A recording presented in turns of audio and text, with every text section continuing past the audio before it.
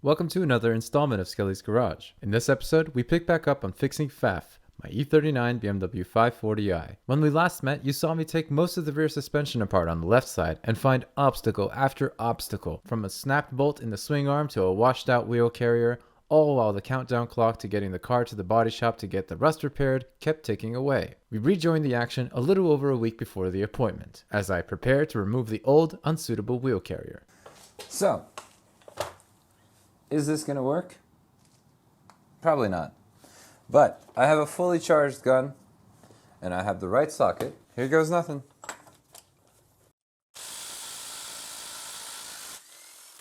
Holy Christ! Okay, I have to say I am genuinely surprised that that worked. That is about the best result that we could have possibly hoped for. This castle nut has these two spots in it where after you've attached it to the axle, you beat them in. It kind of acts as an additional layer of security to keep the bolt in place and your axle in the wheel carrier, which is where you want it to be. But before removing the axle from the wheel carrier, I'd like to disconnect the brakes and secure them and make sure that we don't damage anything. And then we'll go from there.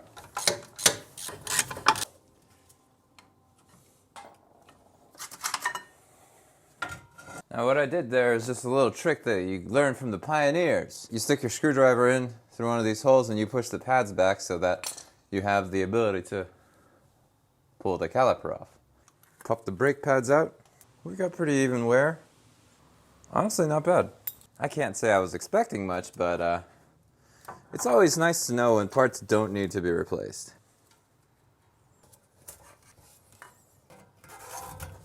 There we go. This next part's going to be pretty violent, so it's important that we take the pressure off the brake hoses and secure the brake calipers. The next step for us is to remove the brake disc. You know what? I'm going to take the studs off. Very good. Alright, so what's most likely keeping the rotor on the hub is a combination of rust on the hub as well as the handbrake. I'm going to try to eliminate the second of these issues by releasing the handbrake. Now the way that this works on the E39 is that there is an adjustment knob here. If you rotate this adjustment knob one way, it expands. If you rotate it another, it contracts.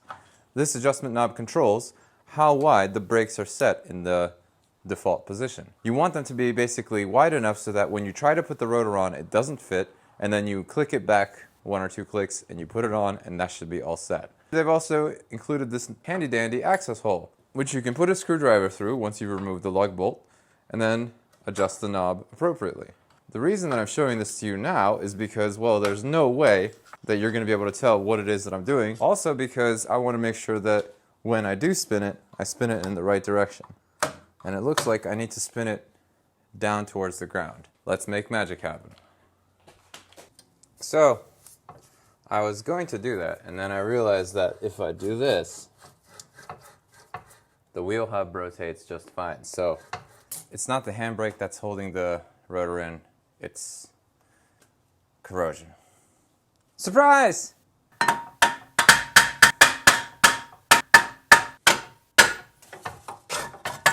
Look at all that beautiful, delicious corrosion.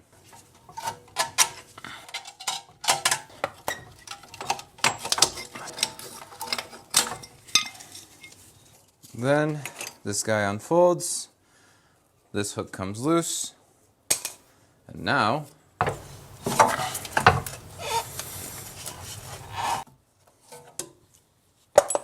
thinking it's going to be easier to deal with the handbrake cable once the hub is out of the car. So you take a punch and you beat it against the axle.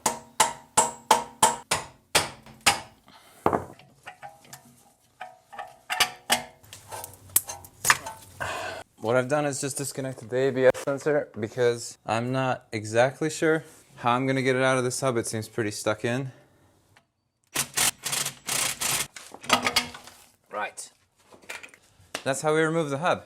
Probably not in that exact order, but I care less about how we take it off and more about how we're going to put the new one on. I think this is as good a time as any now that this is taken care of, and all that's left to do is putting literally everything back together. Go home, enjoy, relax, read up on the handbrake system in this car, then come back and attack it with a fresh head. Alrighty, so here is the replacement wheel carrier, and I guess we're about to find out whether it's possible to remove one of these ball joints from a wheel carrier without destroying it. We'll see. Out comes once again the bushing removal tool. The first thing that we have to do, like previously, is remove the snap ring. Because I brought this toolbox here, I actually have another set of snap ring pliers, and let's see if those work. Oh wow, yeah, that did work. Okay, snap ring came off this side, so that means it goes this way. Let's not make the same mistake again. Pop this rubber boot off, expose the workings of the ball joint underneath. You really do need to remove the rubber boot before you attach the tool, because otherwise it doesn't go on. It just becomes very messy and unpleasant. We are gonna grease this up. There we go, that's the right one.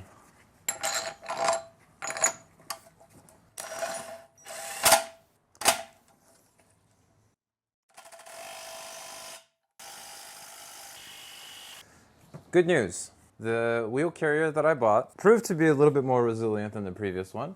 So I was able to remove the old ball joint, and here, the new ball joint, well, it's fitting exactly like it's supposed to, meaning to say it's not fitting right now, which means that I'll have to press it in, as it should be. I think we are in good shape. Let's have an unsponsored moment for Gerolsteiner water. I'm 31 years old and I don't know how to drink from a club. You know what? Hold on.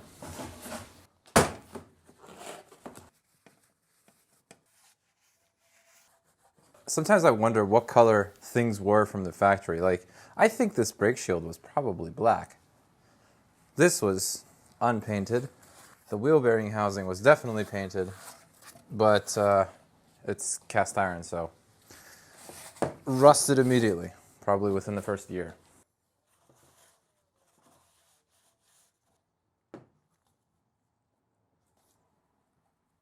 I can't feel any play at all, so I think this wheel bearing is good. I'm not going to replace it. It's just, there are certain things that I just don't love to do because it feels like sometimes like trying to hold water in your hand, but it is sometimes just nice, you know, to clean things up.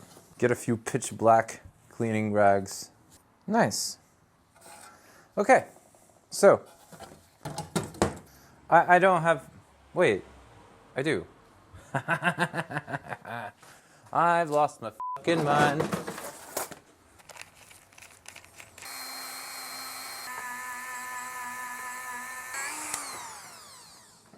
Just so you know, I am aware of the fact that there is going to be a brake disc over this. I'm just trying things out. Anyway, now let's put this in. At the top of the wheel carrier is a hose or a cable. That's the word, cable. This is the handbrake cable that engages the parking brake when you pull up on the lever. On the new wheel carrier that I bought, it was a simple matter of just rotating, because it's a friction fit. It's not actually screwed in there or anything like that, it's just a friction fit. But of course, the fact that this is the side that sucks on Faff, I'm not super confident that the friction fit is going to let go. I haven't yet figured out what the alternative is, but we'll get there when we get there. Something more substantial, perhaps?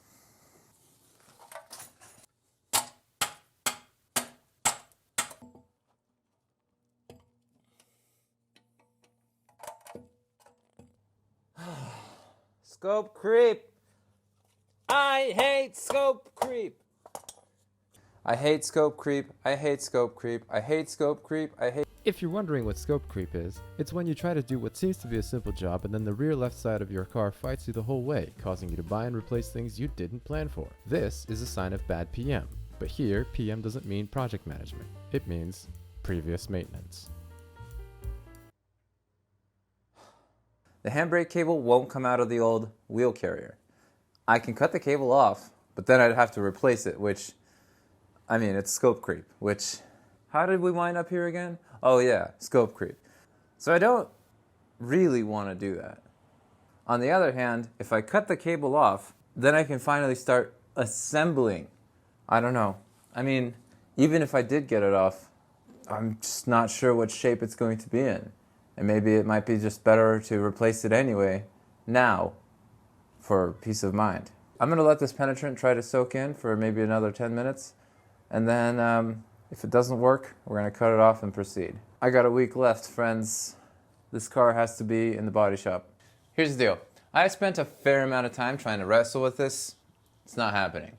So we're going to cut it off. And here's the problem, though.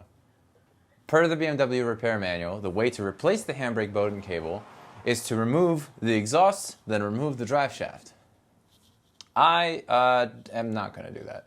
That is a tremendous waste of time, in my opinion. But I think I have a solution. Is another handbrake Bowden cable. This actually came with the wheel carrier that I bought. My thought was, if I cut this handbrake cable here, and then up at the front, take it out of the handbrake lever, I could find a way to attach this cable to that one. So when I pull it out, it actually takes this cable through the exact same tubes and the passageways that it's supposed to go. If you're an electrician, you're probably laughing because, like, that's a pretty common thing to do. Or also if you're into bikes. The only problem is that I need to understand how this cable actually works. For example, this part is quite wide. I don't know how wide the actual tubing on the car is. From what I've been able to understand, BMW usually recommends that you pull it out coming this way. And that may be because this part is wider than the body tube. However, it might make more sense for me to try it the opposite way. When I cut this off here, this wide part won't exist on the old cable, but it will exist on this. And if I basically attach the interior side of the cable to the wheel carrier side of the cable here, then I don't know. The only thing we can do is try.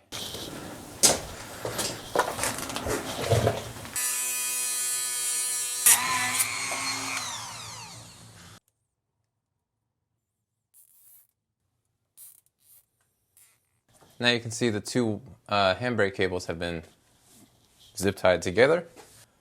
Oh, that is most disappointing. Okay.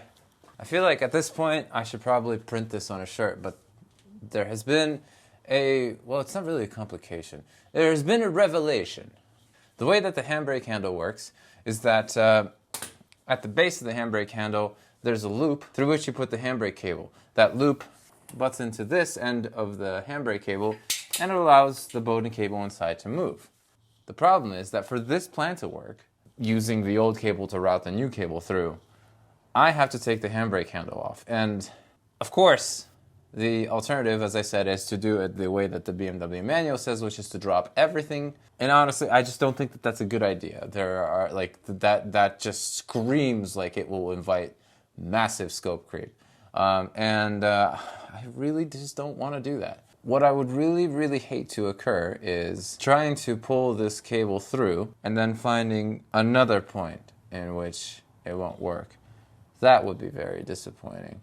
And so there's a calculation to be made. Like I said, in a week, this car has to be at the body shop. The man at the body shop will not care whether or not the handbrake is working on one of the sides.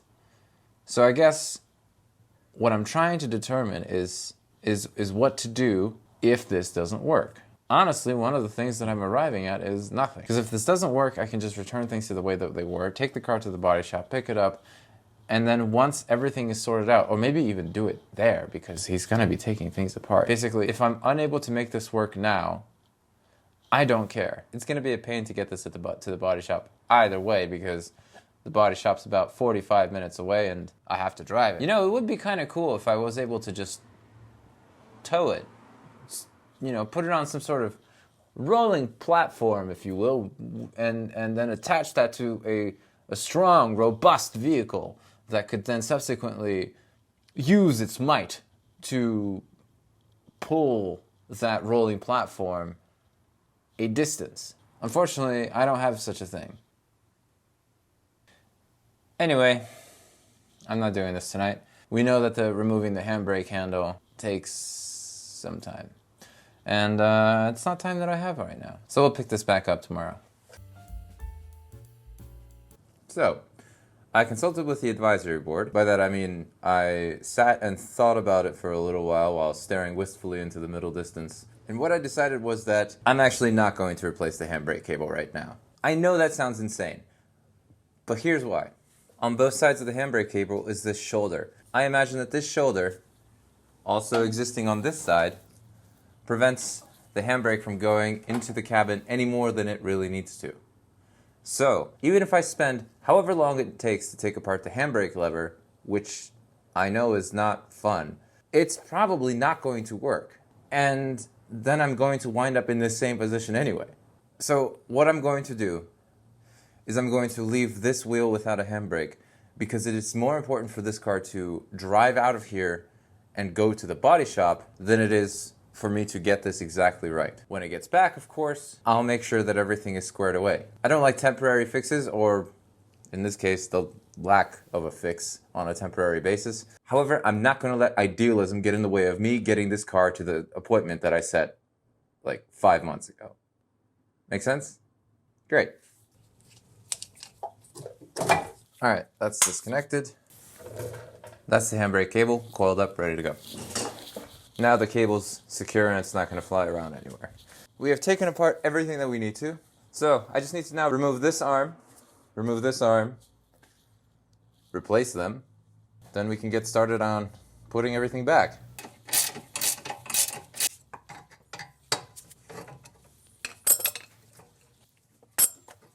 Jesus Christ.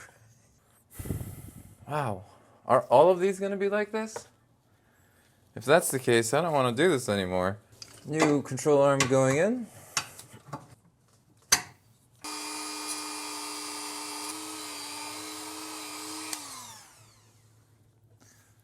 That looks a lot better. Is it going to have any real impact, me cleaning it like that? No. But it's nice, so. Just like everything else in the suspension, we will do a final tighten once everything is assembled. That's weird. It's like a clear... That's cool. That's interesting. This ball joint was actually... Well, it was on the way out, but this bushing was bad. I mean, the amount of flex that we got just by twisting it, like... unacceptable. Let's take this guy out. My goal is just don't get stabbed by this. I have a feeling I will be. This is honestly becoming one of my favorite tools.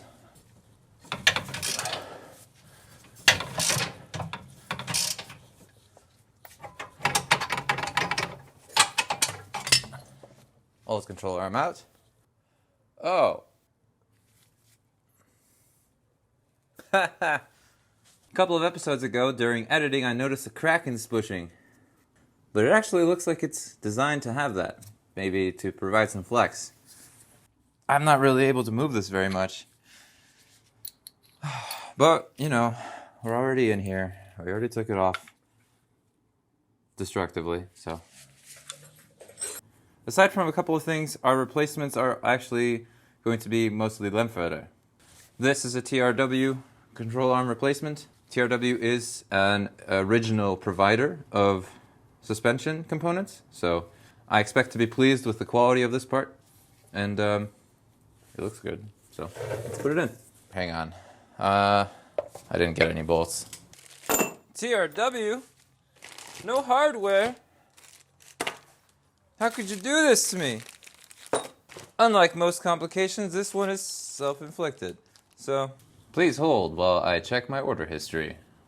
Update. I didn't buy the hardware for this. And first I thought, what the hell, why did you do that? And then I looked back at the BMW service manual and the notes that I wrote, and it's because BMW does not recommend, well, they don't say to replace this hardware. When they want you to replace the hardware, it will state very clearly, replace nut or replace bolt. It does not. So I just cleaned up the bolt a little bit. Nothing too crazy. I don't want to remove the zinc coating, but I just cleaned it up a little bit. We're going to put this back. Remember that the bolt head on this control arm faces towards the front of the vehicle. There we go.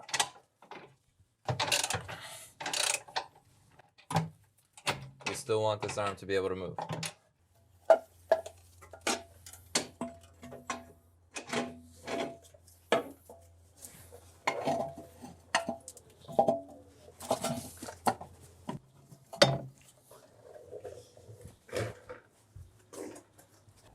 Because I cut this nut off of the car before, I didn't have a replacement.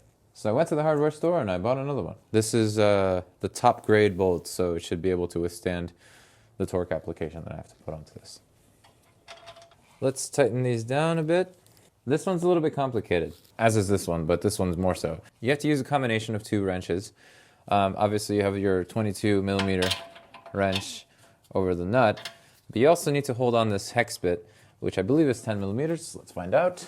Put a 10 millimeter socket on the end here.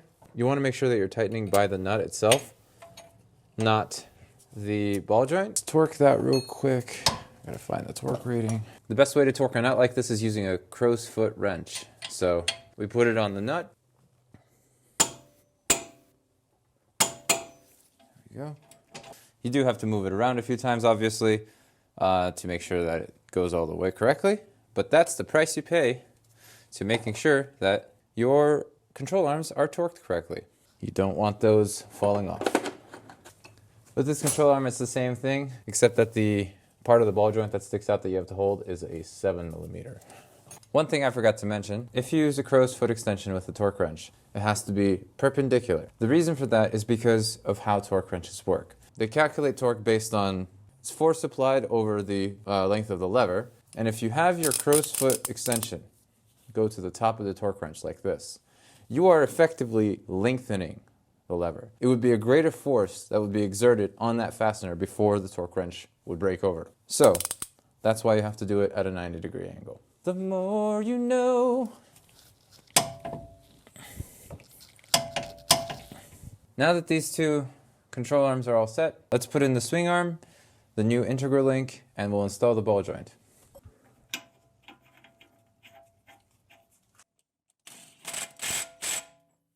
Before we put the swing arm in, we're going to put in the ball joint. And I'm going to take off the sweater because it's now warm. The ball joint has two sides. One of them has a lip, the other one has a slot for the snap ring to go into. The side with the lip, and I promise you, anyone who disagrees with this is wrong, faces the front of the car. Meaning, when you push in the ball joint, it's coming in this way. I know what the BMW parts diagram says. The BMW parts diagram is misleading. Trust me.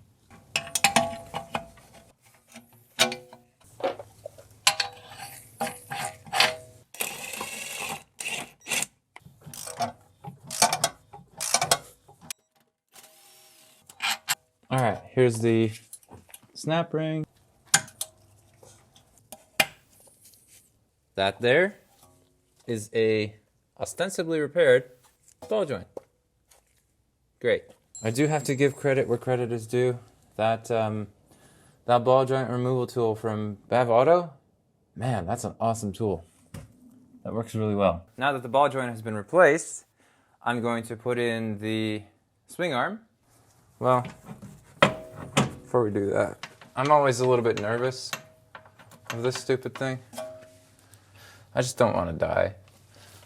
This is the eccentric spacer for the swing arm bolt, and this is my Dremel.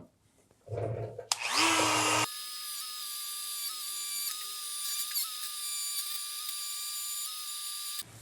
made a couple of marks there,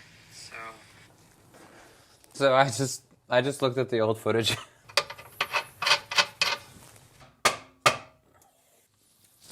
There's no way to do this in a flattering way. There's nothing really flattering about working on an E39 that has done its best to just die. Luckily, that didn't take forever. Unluckily, that was a lot. We are very close. New integral link going in.